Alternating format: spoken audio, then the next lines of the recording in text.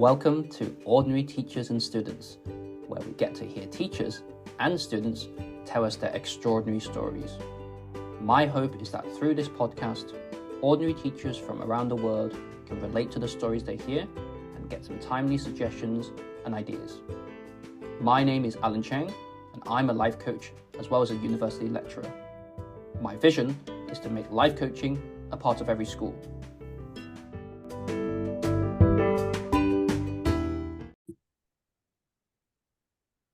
Hello, I'm delighted to invite Dragon Yu onto our podcast. Dragon is also known as Mr. Fish to his students. He has a bachelor's degree in English studies and is currently a senior teacher director at a tutorial school in Hong Kong. But as you are about to hear, it's not been an easy path for Dragon. I taught him for 1 year in secondary school and could see lots of potential in this student. What I didn't expect was that he would become a teacher one day. So let's learn more about Dragon's story. Welcome, Dragon. So my first question straight away is, can you explain the dragon and the fish, please? Well, hello, Mr. Cheng. So for me, my English name actually comes from my temper, to be honest, because I do have quite a big temper when I was a little kid and when I was in secondary 1 and secondary 3. So most of my friends nicknamed me Dragon at that time, and it kind of stuck. Right. It actually kind of stuck when I entered secondary school. But why my students call me Mr. Fish? Mainly because of my surname, Yu, which actually sounds like fish in English. In Chinese, okay, yes. That makes a lot of sense. Well explained. So anything else that you want to tell our audience about yourself? Well, not much. You already explained quite a lot about me. I might be one of your most troublesome students, if I'm honest. Well, we can talk about that. So maybe if I go straight to ask you the first question, which is really about your secondary school or primary school life. You can decide which one you want to talk about. So just your general school life in general. Paint a picture for us. Tell us what it was like.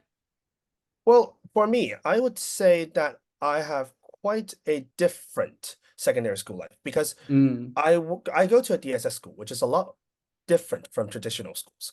Traditional schools focus a lot on rote learning and memorization, as well as forced feed or spoon feeding learning.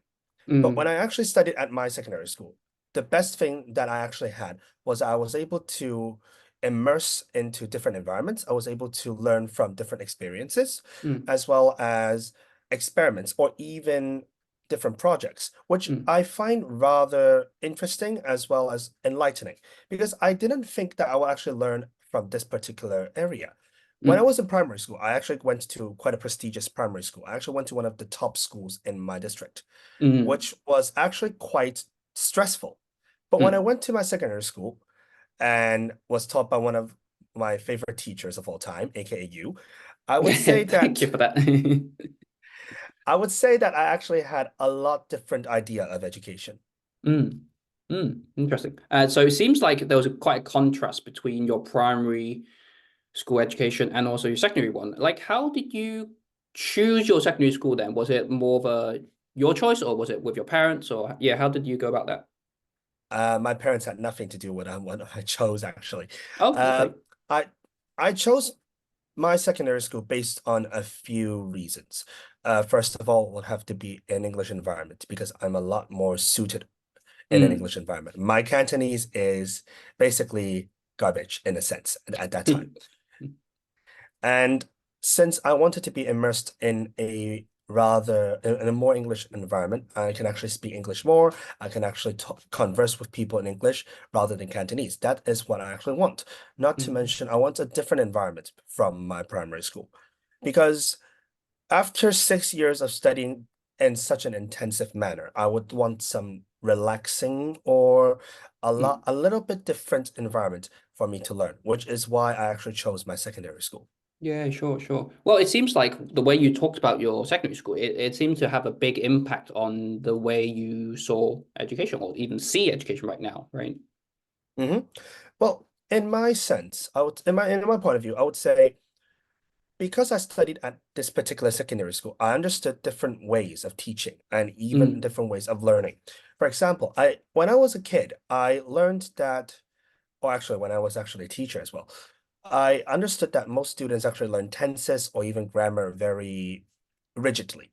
They either memorize it or they only focus on specific key terms, but they never meant to actually understand the full process of the tense. They never meant to actually understand the entirety of why we use a certain tense. When I went to secondary school, I understood a very basic concept of teaching or even education is that I cannot be forced to memorize every single item I see. I have to understand I have to understand deeply. I have to comprehend it on my own. I have to think of a way to help myself understand. So, and when I was in secondary school, I actually understood that concept and I even applied it to this very day. Sure, sure. Maybe tell us a little bit more about your other areas that in school, because like obviously in secondary school, you've spoken that you seem to like English quite a lot, and obviously you have become like a tutorial teacher in English. How about other subjects? How are you in other subjects? Well, I'm actually quite proficient in science and liberal Mm, studies as well. Well, mm-hmm, because I would say that when I have an interest in a certain subject, I would actually delve a lot into it. mm, And naturally, I had very good teachers as well. So they actually helped me understand the subject much clearer than I mm, actually expected. And they actually taught me methods to learn. Instead of just memorization, they actually taught me that I should understand it and picturize it or even different other ideas. They actually gave me quite a few suggestions on how I should learn and how I should apply learning as well. Yeah, it's really interesting because it's rare to hear a student who, like obviously you've become a teacher now, but then it's rare to hear a student who really thinks about what they're learning, because as you mentioned before, sometimes students just like, yeah, they just learn whatever the teacher asks them to do, right, or ask them to learn without really thinking through the process. So it seems like you really, it was like a meta level, like you're thinking about your own thinking, right? Well, I would say because I am, as you know me for so long, you know that I'm actually quite, how do I say this? Stubborn when it comes to learning a few subjects. When it comes to English, I have my Mm, own thoughts. When it comes to mm, learning liberal studies, I have my own ideas. I would say that yeah, I would say I have my own ideas and I have my own thoughts in terms of that because I don't like to, it's like my personality. I don't like to be controlled in a sense because mm, when I don't like someone controlling what I learn, I want to learn on my own approach. I want to learn, mm, I want to actually understand it on my own terms. If I don't do it, I won't be able to understand it fully because if mm, I am forced to learn like I was in primary school or P1 or P1 to P3, mm. I will not be able to apply the knowledge I have today. Right, right. Yeah, got it. Okay. I get a sense of like, okay, the student dragon. Can you maybe see if there's any topic that you wanted to dive deeper into, like anything related to education or school that you feel quite strongly about? Well, I would say would be the teachers, if I'm honest. Mm. No offense, if I'm honest. Okay, yeah, Well, let's talk about it. Yeah. So what do you want to discuss well, regarding the topic of teachers? well, I was very fortunate to actually get some of the best teachers, no matter if I was in secondary school or primary school or even in university. I was Mm, very fortunate to actually get to know some of the best teachers I've known in my life. Not to mm, mention they have actually become lifelong mentors as well. mm, But I've also encountered my share of bad teachers as well. mm, Some actually focus only on rote learning, some only focuses on reading from PowerPoints, not mm, to mention some have only just focused on finishing the task. Then that's it. They rarely think on the emotional level a student is actually thinking of. They rarely think of whether or not the student actually understands it or not.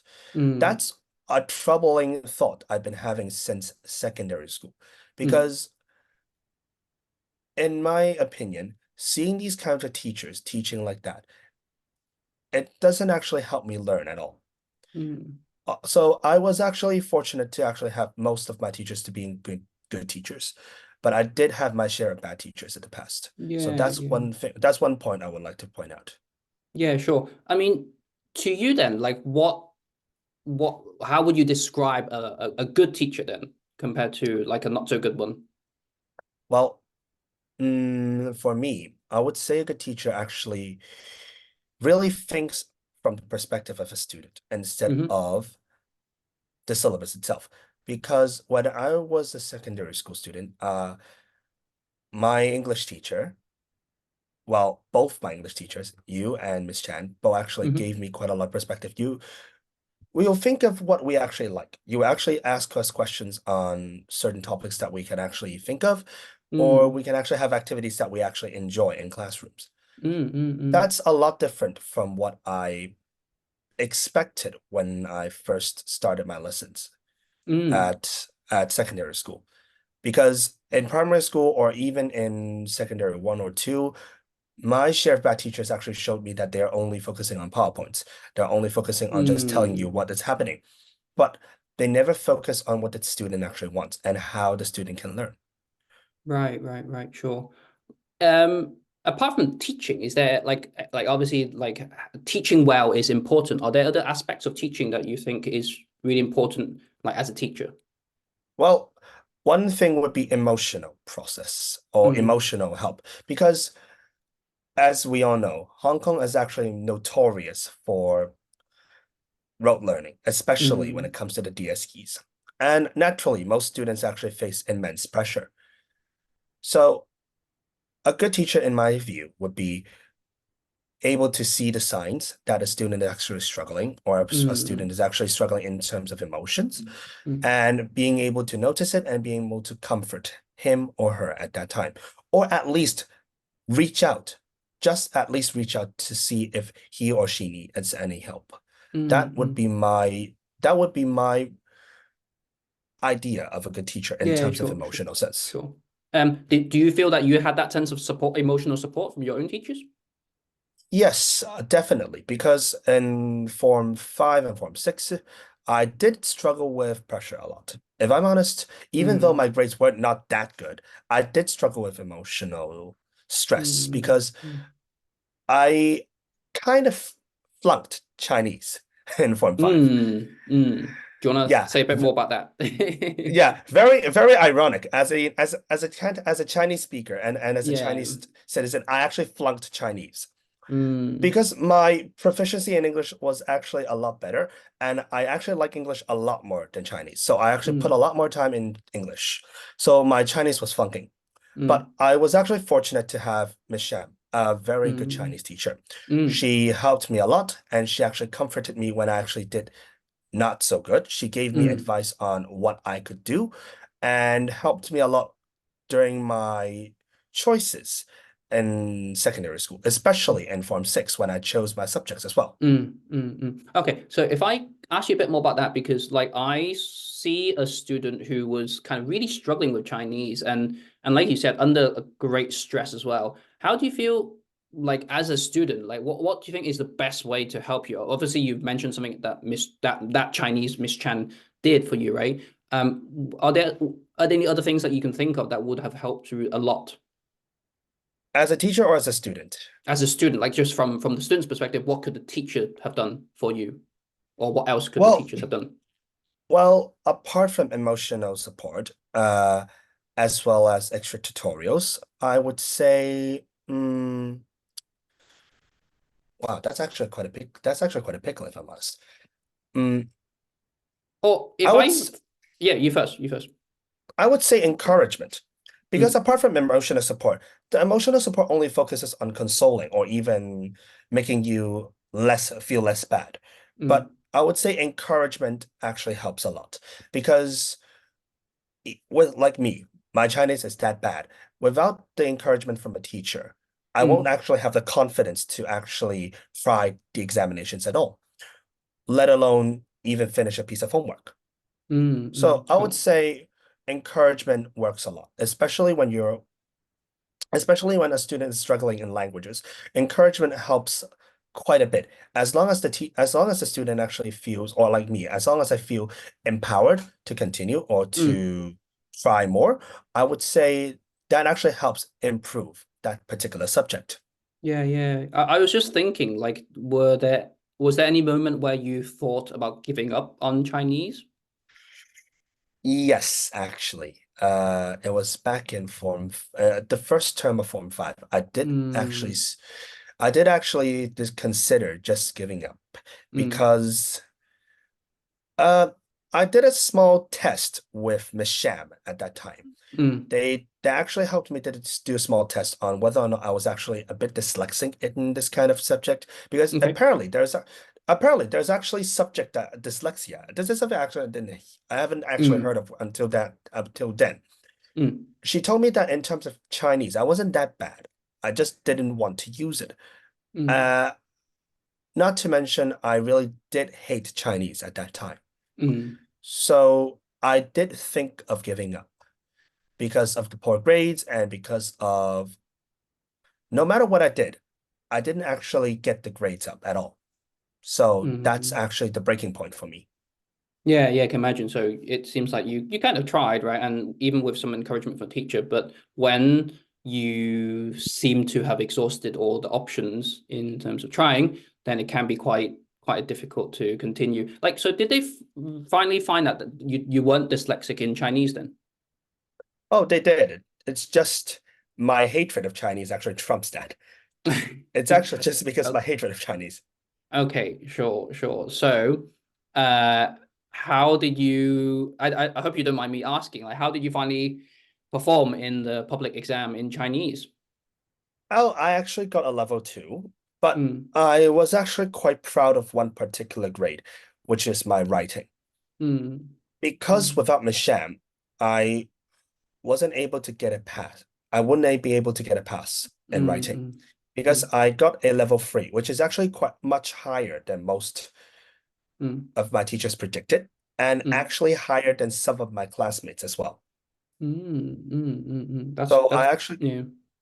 so I actually got quite a satisfactory grade in writing. But the other three, well, that's not that I would rather not say. Okay, no problem. But just to give the audience a bit of context, so basically in Hong Kong for the public exam, there's a minimum requirement that you get a level three in English, Chinese, and then level two in maths and liberal studies, although that's changing now, to get into university, and that's just a minimum requirement. So you didn't meet the minimum requirement to go into university then, right? Yes, I Do you want didn't to take meet it us to at that all. moment if you don't mind? So I actually remember that moment quite vividly still in my own mind. Yeah. Well, at that particular moment, I would say I expected that to happen. Well, half Mm, expected, because I knew I would fail Chinese.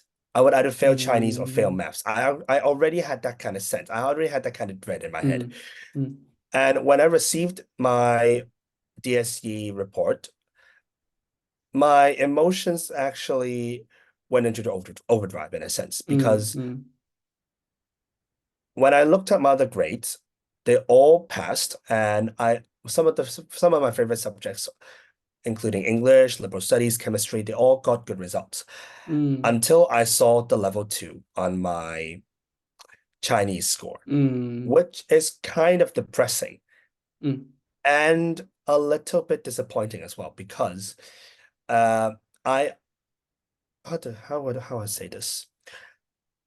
Because I actually got the principal's nomination letters at mm, that time. mm, mm, mm, And mm, I've already been accepted by Nanyang University and mm, Education University of Hong Kong. mm, mm, They only asked me to achieve a minimum of 3322, which is the mm, basic requirement. As long as mm, I actually achieve the basic requirement, I'm already in a university. mm, But I was stopped by my Chinese score. mm, Everything changed when my Chinese reached a level 2. mm, So I was unable to go into university my first year, mm, and I had to study a higher diploma in English studies and mm. public communication. Yeah, so for most of my conversations with students, I've focused mostly on the secondary school and primary school period. I will be very interested to continue the journey with you because I think yours has been a very interesting journey. So you mentioned that you went to study a high diploma. What happened after that? I was very fortunate because I, well, this is something my university lecturer told me. I was actually very fortunate to actually be able to go back to university the second year. After Mm, my first mm, year in a higher diploma, I mm, got good enough results that the university was willing to actually accept me as a second year student at once without mm, any strings attached. That was actually quite a shock in my opinion. That means you did quite well in the high diploma, right? Yes, I achieved most of my subjects were A's. Right. I only failed philosophy. I nearly failed Okay. philosophy, but the other subjects I actually poured a lot of time into revising and studying as well. So I put in the effort. I did all my projects. I handed in on them on all Mm, time, and then I wasn't expecting those grades, but they actually gave me such a high grade that I decided to try out again for university through non-JUPAS. right. How did you feel then? So obviously, like I said earlier, it hasn't been the easy path, right? You didn't go straight from the public exams to the university that you wanted to get into, Hmm. but you eventually did get there. So now that you look back at the whole story, how do you feel about it? I would say enlightening, because if it Mm, wasn't for the higher diploma, if it wasn't for that particular year, I wouldn't actually understood. I wouldn't have actually understood my own weaknesses in mm, learning. I wouldn't understood what I was lacking. mm, For example, I knew my Chinese was bad. I wasn't expecting that bad. But mm, when I was in my higher diploma years, my lecturer, which is one of the best teachers I've actually met, mm, he helped me so much with my Cantonese and Chinese. He mm, taught me how to actually understand and to recognize. He even taught me how to speak Putonghua once more because I forgot how to mm, speak Putonghua. mm, So he helped me most of the way, and he encouraged me from time to time. So mm, he actually gave me the sense of what actually been missing, is mm, that as long as there's a good teacher, or as long as there's an entertaining teacher, I will be able to focus well in lessons, as well sure. as knowing my own weaknesses in learning Cantonese and Chinese, as well as English too. Because for some reason, my lecturer at the time was quite harsh, but he Mm, did tell me one thing. If I were to actually learn English, or if I were to learn English from a teacher's perspective, I need to think deeper, a lot deeper than I actually did before. He opened my eyes to learning English, especially in literature. mm. So from that particular year, I actually learned a lot more than my second year and third year combined in university. Interesting. Yeah. Because it wasn't just knowledge I learned, it was skills, it was experience. Mm, It kind of made me a lot more mature. So I would mm, say even if I took a slightly different path, mm, it made me a better person. mm, mm. Yeah, and that's really powerful. Like just for you to be able to accept that now, right? And I wonder. So, having said that, were there any things you would change? Like, so if you could go back and change anything about your own secondary school life, anything that you would do differently? Well, if I'm honest, I wouldn't change it at all. Mm, Because to me, if it wasn't for my failures in the public examination, if it wasn't for my Chinese, I mm, wouldn't be able to walk this particular path. I wouldn't be able to understand weaker students, or students who actually had the same weakness. mm, If I actually passed the DSEs with specific results, or even with flying colors, the mm, only thing I would able to do is learn. I will only be mm, able to think from my own perspective, mm, but I wouldn't be able to think from a weaker student's perspective, or even someone who's struggling. mm. So in my opinion, there is nothing I would change in my secondary school, Yeah, nor would yeah. I change my university as well. Mm, Because if it wasn't for the university I chose, if it wasn't for the path I've actually chose, I wouldn't actually be sitting at this particular position at this time. sure. Yeah. No, that's really profound. Like just the way you have taken bits of learning from each stage of your life to appreciate kind of what you've been through and to use it in your current life. Right. Shall we move on to the quick fire questions? Sure, sure, no problem. You've covered quite a few of them, but you might see if you have other answers that you want to add to them. So the first one would be, how did your teachers describe you back in the day? Shouldn't this question be asked by shouldn't be answered by you? Well, you can answer it yourself. I mean, what kind of words were used in your report cards and or yeah, how would teachers talk about you in the staff room? I actually took out my report cards a few days ago just for this. I actually had to Oh, look interesting. back on this. Mm. When I was I actually noticed that most students actually described me as active. You mean most teachers Uh, describe you as active? most teachers actually described me Yeah. as an active person, an Mm, enthusiastic person. mm, I remember one teacher actually saying that I was actually a bit arrogant, which I do mm, agree, which I mm, actually agree. Because when I was in secondary school, I do admit I am a little bit of an arrogant person. I mm, mellowed out when I was in Form 5 and Form 6, so I mm, would definitely agree. sure, sure. What do you think schools or teachers should do more of? I would say emotional support Mm, and foundation learning because in Hong Kong, in such a stressful environment, most students actually lack the time to think or care about themselves. There's no room or time for self-care. mm, One very important example would be like this. My phone is currently ringing at the moment because tomorrow mm, is actually my students' examinations, and mm, they're mm, all still stressed about what they can actually do better, what can they actually learn more, how they can improve.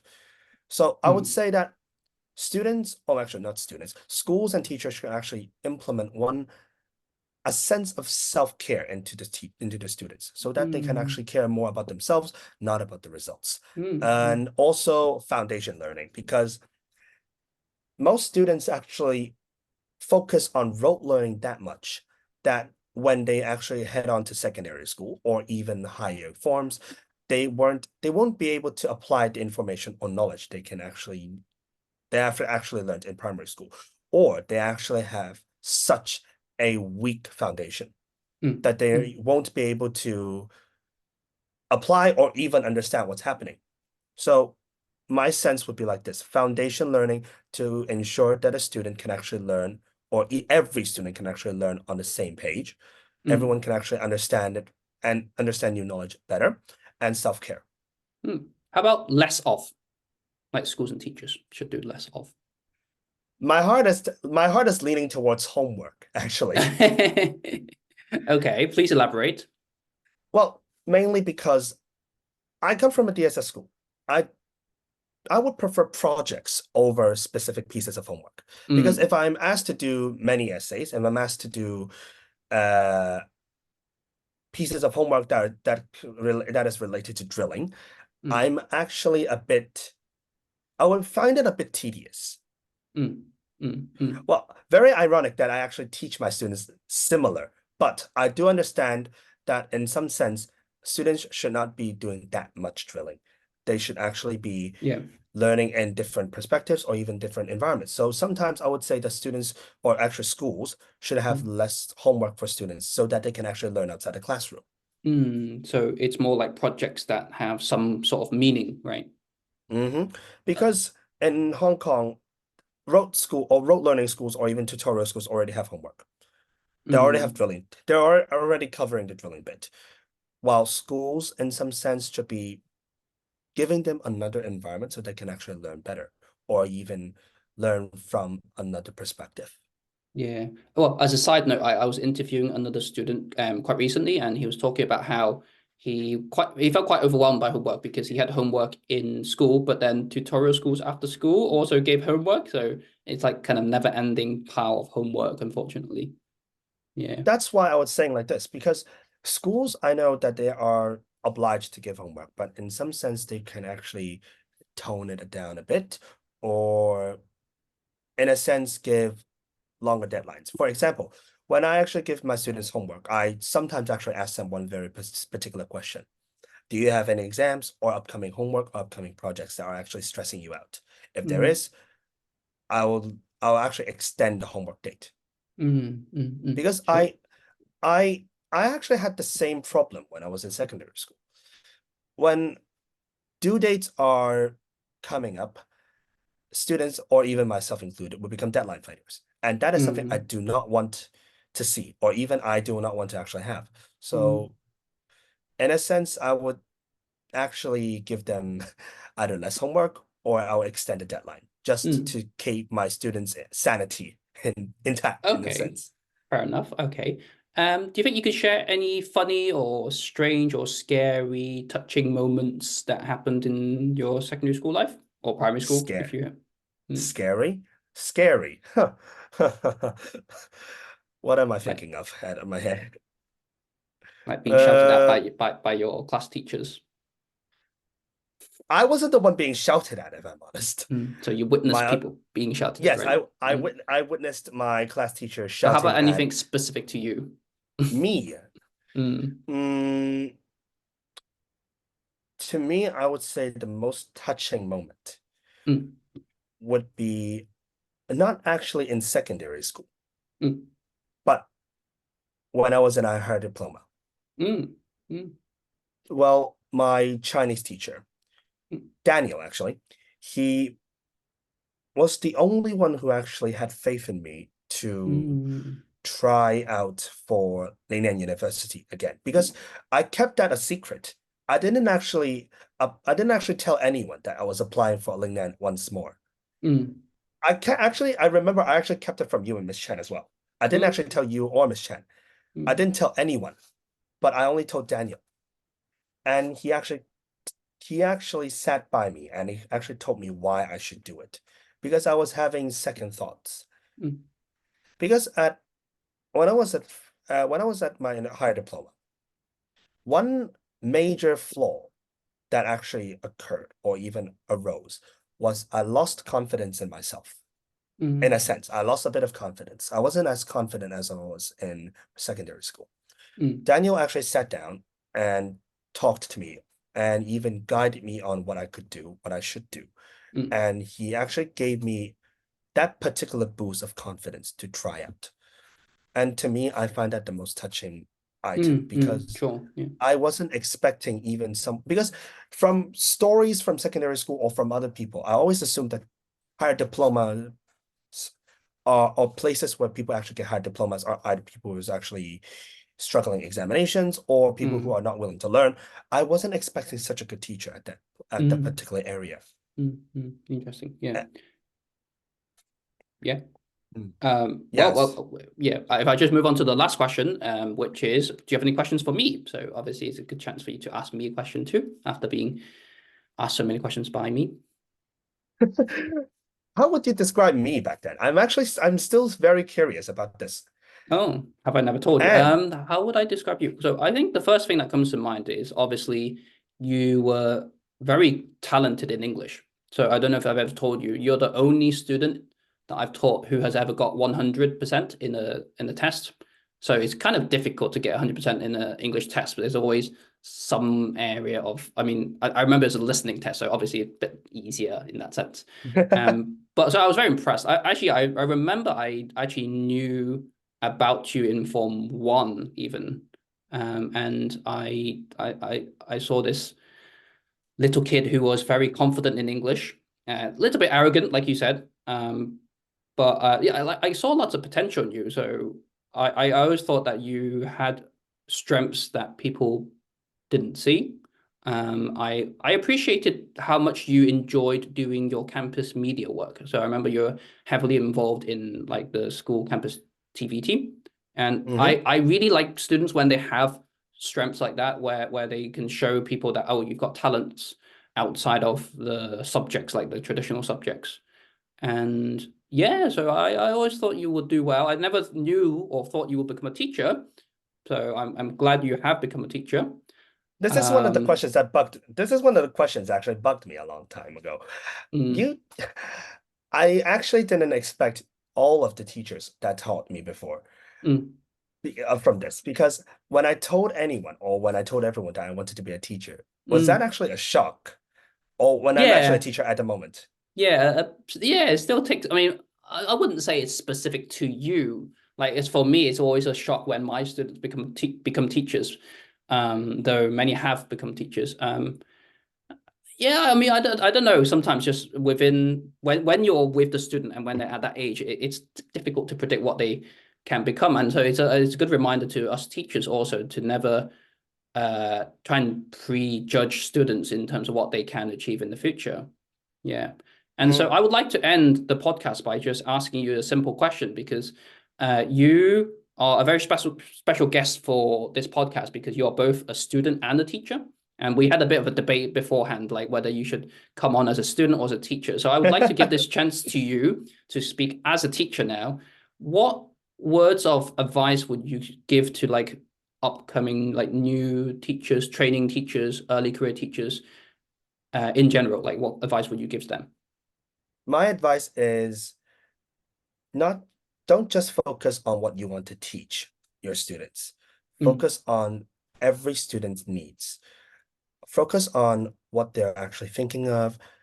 Be mindful of what they actually think or what they want. Because when you're only focused on teaching the curriculum, sometimes you will neglect their emotions. Sometimes you will neglect how they actually think or how they actually feel.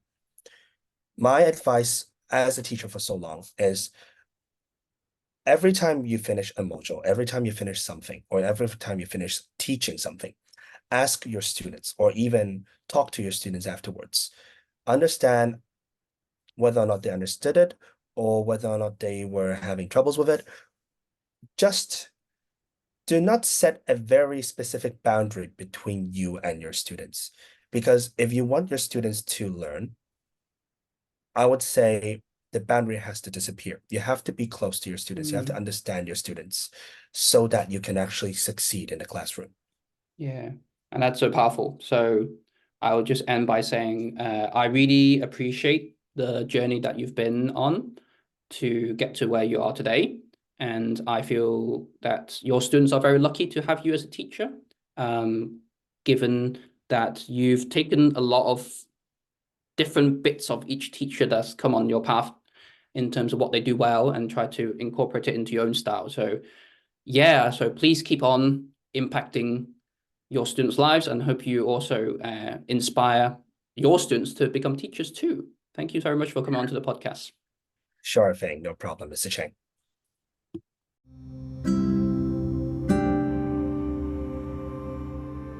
Dragon clearly appreciated all the help he received from the teachers along his journey. One thing I will take away from this conversation is that when I'm faced with students who are on the verge of giving up, what they need is encouragement and someone to keep having faith in them. I hope you enjoyed listening to Dragon's extraordinary story, and please do join us again next time on Ordinary Teachers and Students.